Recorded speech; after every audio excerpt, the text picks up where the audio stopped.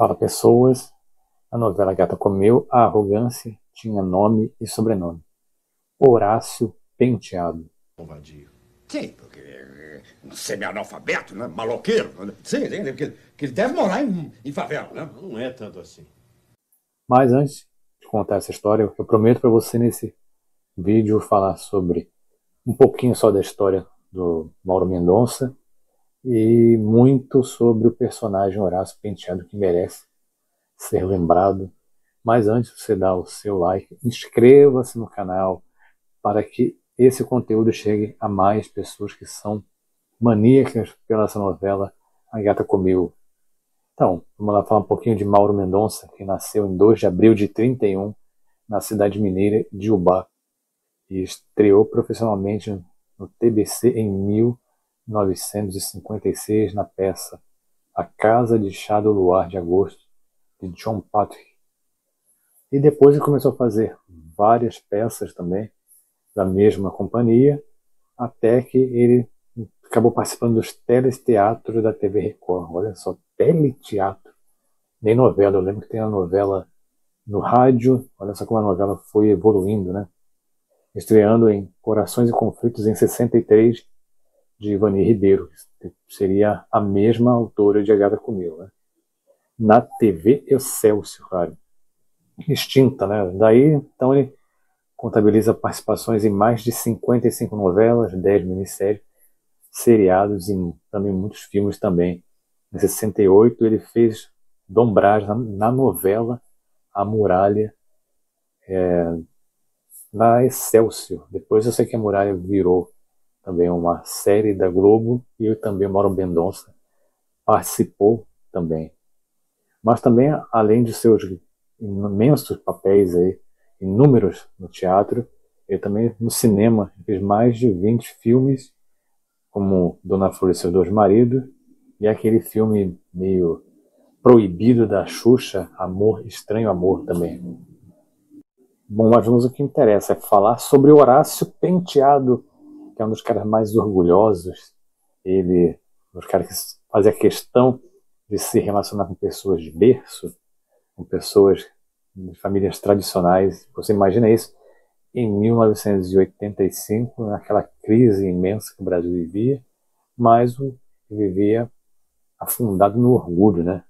Na novela, ele era um pai ausente para a Jo, após seu segundo casamento, sendo enganado pela Gláucia e Esther, sendo explorado por ela. Sempre pediam um cheque para fazer compras e acabaram fazendo um caixa 2 ali, e também na novela acabaram também se dando mal, né? O ladrão que rouba o ladrão nem sempre tem 100 anos de perdão. Então, lembrando que ele tinha seu único amigo, Gugu Penaforte, e em comum eles tinham, vamos dizer assim, uma arrogância e a vontade de encaminhar suas filhas a algum pretendente, algum figurão da sociedade, desde, claro, desfrutasse do tal berço ou fosse de uma família rica e tradicional, né? Mas como não lembrar que acaba na novela, isso quase sendo uma lição de moral, que o Horácio Penteado acabou falindo.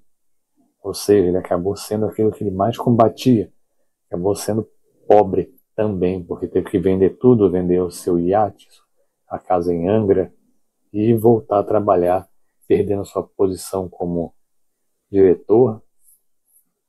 Parece que deu a entender que ele se tornou um advogado autônomo, aliás, advogado trabalhando para o Gugu, ou seja, sendo empregado do seu amigo, ou seja, tudo aquilo que ele combatia da pobreza acabou pagando a língua. Mas também como não lembrar do noivado no quintal, na casa do Edson e Horácio, com aquela cara de nojo, né? Como não lembrar da cena memorável do Conde sendo desmascarado e ele querendo partir para a porrada no Vitória. Isso aí foi realmente uma das cenas memoráveis. Então, assim, Mauro Mendonça entra grande já na novela Gata Comeu, como eu falei em outros vídeos. Talvez isso tenha sido o grande gancho dessa novela, foi aparar as arestas, aparar as vaidades, porque realmente Mauro Mendonça entrou na novela como se fosse mais uma novela para ele. Mas ele exerceu um papel fundamental, né? Não dá para você colocar ele como um herói, nem como um vilão. Ele é um ser que existe, é um ser que é central também. Tudo passa pela casa dele, tudo passa pelo conhecimento dele, mas assim, grandes humilhações ele humilha Edson, humilha Fábio, humilha quem não tem dinheiro, humilha Alice, né? Então assim, tudo em nome da arrogância. E é claro, como parece que a autora deixou claro, que em algum momento isso não ia valer de nada, porque ele acabou pobre, acabou falido, dependendo do dinheiro da filha. E aí que adiantou tanta arrogância e soberba? Embora, no final da novela, parece que ele ia começar a trabalhar mais essa questão de aceitar o professor Fábio, aceitar o Edson, ou pelo menos tentar isso. Ele até fala, não é fácil, mas ele ia tentar. Então, é isso, né? O Horácio, não dá para ele defini-lo como um herói, nem um bandido, mas ele foi um personagem muito central na trama, e o Mauro Mendonça deu com muito marcante, né? Muito respeito, que ele colocou, deu o melhor de si como um empresário arrogante, e foi, como eu disse mais uma vez, acho que foi tapeado, muito bem tapeado, pelo Tony Duarte, inventando essa coisa com o Vitório. Então assim, um cara que passou a vida inteira sendo vamos dizer assim, pelos anos 80, multimilionário. Já viu quantos carros tem ali? Ele tem a Mercedes, que ele anda com motorista, andava, né, com motorista.